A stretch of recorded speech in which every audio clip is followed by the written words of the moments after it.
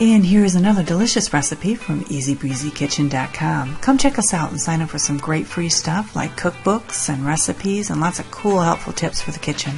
Plus you can get all the details of today's recipe right there. Now today we're going to be doing the crowd-pleasing chocolate sheet cake. This is always a hit. Look at that, isn't that delicious? Now this particular recipe calls for you to create sour milk, but that's very easy to do. You just take a half a cup of milk and you put a half a teaspoon of white vinegar in it, and then you just set it aside so that it can get sour. And we will come back and use that a little bit later. Next, you're going to take a saucepan and combine these ingredients and bring it all to a boil. You need 1 stick of butter or a half a cup of butter, and 1/2 cup of shortening, 1 cup of water, and 4 tablespoons of cocoa powder. Once you bring those to a boil, you reduce the heat, and then we're going to add 2 cups of flour, 2 cups of sugar, 1 teaspoon of cinnamon, 1 teaspoon of baking soda, and then remember that cup of sour milk that we made? It's time to use it. And last but not least, we're going to add 2 eggs, and you want to be sure you do add those last.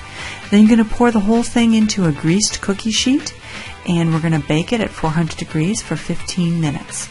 Now, while that's cooking, we still have some work to do. So, we're going to start making that frosting. You're going to need another saucepan, and you can either clean out the one you had before or get a whole another one. And we're going to put in that saucepan 1 stick of butter, 5 tablespoons of milk, 4 tablespoons of cocoa powder, 1 teaspoon of vanilla, and 1 box or 1 pound of confectionate sugar. You want to combine all of that and cook it over a medium heat. And if you finish before the cake is done, you want to be sure you keep it warm and pourable, because as soon as that cake comes out of the oven, you pour it all over the top and make it all nice and smooth. Now if you want, you can add some walnut pieces to finish it off, whatever you like. But that's it. You're done. It's so easy. You can do it in about 30 minutes. It's very simple, always very delicious. And if you want the recipe, you want to be sure you go to EasyBreezyKitchen.com and click the Recipes tab, and you will find the crowd-pleasing chocolate sheet cake. Thanks for watching.